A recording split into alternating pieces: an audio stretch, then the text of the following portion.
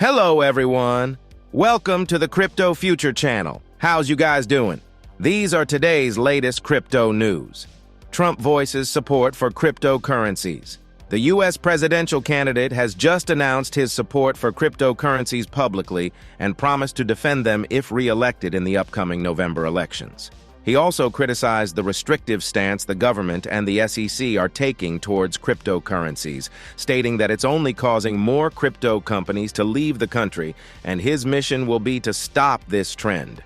He also stated that he will accept cryptocurrency donations for his electoral campaign. During this event, Trump mentioned that Joe Biden and other Democrats are against cryptocurrencies, while he is in favor and plans to create a secure but not highly restrictive legal framework so that American citizens are free to use cryptocurrencies without any issues.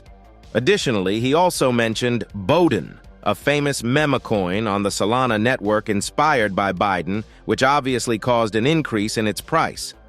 Despite Trump's previous opposition to Bitcoin and cryptocurrencies, it seems that his attitude has changed. And not only does he speak in favor of them, but he also has his own collection of NFTs for a couple of years now. And although we're not naive and we know he's doing this for votes and money, the reality is that we need a president like this in the United States, rather than one like Joe Biden and his entire administration, who we know is 100% against this industry. YPF will mine Bitcoin in Argentina.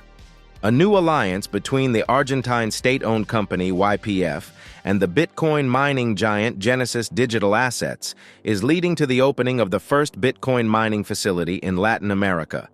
Located in Vaca Muerta, where the Bajo del Toro power plant will harness the residual gas from the country's oil industry to generate energy for cryptocurrency mining.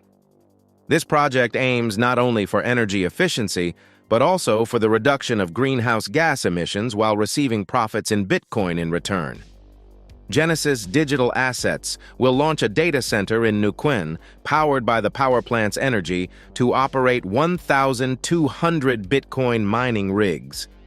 This initiative represents an effort to utilize resources that would have otherwise gone to waste, putting them to work mining BTC while reducing the carbon footprint. It's one of many examples showing that Bitcoin mining isn't bad for the environment, but rather something extremely positive. FTX will return 118% of the money. FTX plans to return lost funds to almost all of its users. The bankrupt exchange FTX has just surprised all its former users with a plan to return 118% of the money lost on the platform to 98% of those affected within the next 60 days. This would result in these individuals recovering a total of over $16 billion.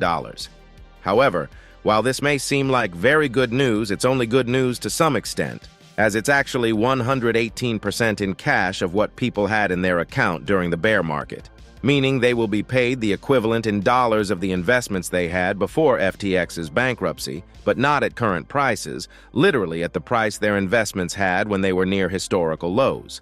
So in reality, they would only be recovering a small percentage of what they lost, even much less than half in most cases.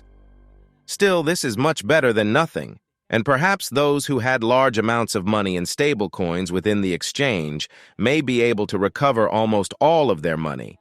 But well, now it's up to the court to decide whether to approve this compensation plan or not. Meanwhile, the FTT token of this former exchange has been skyrocketing for no logical reason following this news. VanEck has launched a meme cryptocurrency index. VanEck, the investment firm and manager of one of the largest Bitcoin exchange-traded funds, ETFs, in the United States, has just launched a new index that allows its investors to gain exposure to the most famous meme coins in the market. A collection of coins that have increased by 195% on an annual basis. This index includes a variety of tokens inspired by memes, such as Dogecoin, Shiba Inu, Pepe, Floki Inu, WIF, and Bonk.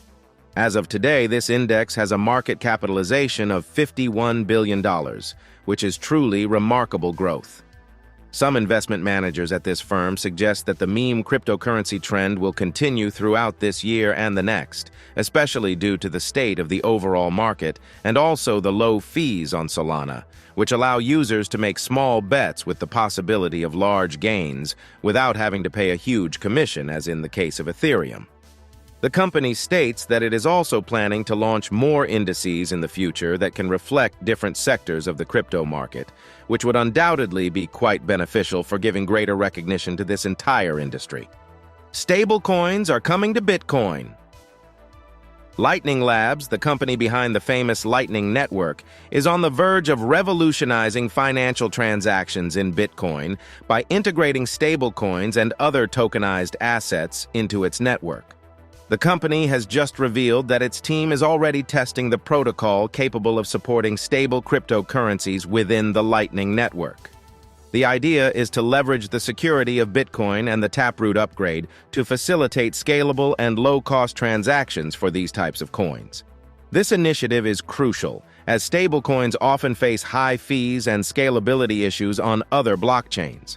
Stark emphasized the growing role of stablecoins in regions with economic instability, noting that Tether USDT and Circle USDC now hold more U.S. Treasury bonds than many major nations, indicating real demand and potential behind these projects.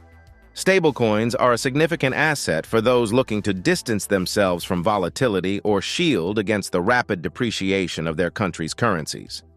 For example, in Argentina, USDT is the most widely used cryptocurrency nationwide, providing people with an escape from the constantly devaluing Argentine peso. And now, having this on the Bitcoin network would be even better, as it would provide both short-term and long-term protection assets stored on the same blockchain. Additionally, this could bring much more liquidity to the Bitcoin ecosystem, which continues to grow day by day following the arrival of ETFs, ordinals, BRC20, and soon stable cryptocurrencies. The SEC doesn't want Ethereum to become the new global bank. Joseph Lubin, co-founder of Ethereum, doesn't mince words when pointing out that the SEC is erecting barriers to the transformation of the global banking landscape offered by cryptocurrencies. He believes the SEC is playing a strategic game to maintain power in the hands of traditional banking, essentially playing dirty and unjustly suing everyone instead of facilitating constructive dialogue with the industry. Lubin also highlights that the growing popularity of cryptocurrencies, especially following the approval of Bitcoin ETFs, is making the SEC very nervous, and they believe they're running out of time before this technology almost completely overtakes the traditional system. The possibility of bank customers migrating to digital assets using blockchain seems to be a significant concern for the SEC, which fears the arrival of a wave of innovation that could radically transform the traditional financial landscape and strip banks of much power. Something Gary Gensler doesn't want to happen, and as Lubin puts it, this is becoming increasingly evident. And that, friends, is how we conclude this video. If you liked it, please don't forget to leave a simple thumbs up and subscribe to the channel for more similar content. Thank you very much to everyone for listening to me these minutes, and hope to catch you soon in the next video. Oh, and remember, the future is crypto.